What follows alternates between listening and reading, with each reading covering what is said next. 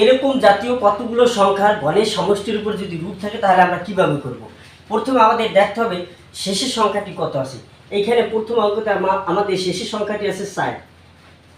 এইখানে শেষের যে সংখ্যাটি থাকবে তার পরের সংখ্যার সাথে এই সংখ্যা গুণ করতে হবে।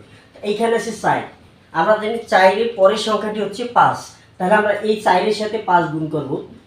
এই 4-এর সাথে আমরা গুণ করব 4-এর পরবর্তী সংখ্যা হচ্ছে 5, তাহলে 4 গুণ 5, 4 পাশে 20। এখন গুণ করার পর যে সংখ্যাটি হবে সেই সংখ্যার অর্ধেক হবে এটার উত্তর। তাহলে এখানে 20-এর অর্ধেক আমরা জানি 10, তাহলে এই অঙ্কটির উত্তর হচ্ছে 10।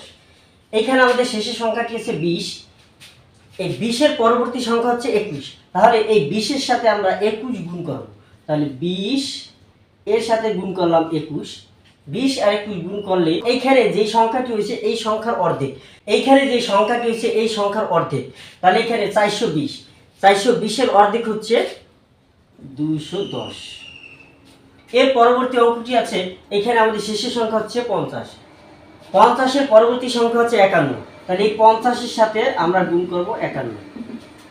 তাহলে 50 এবং 51 যদি আমরা গুণ করি তাহলে হয় 2550।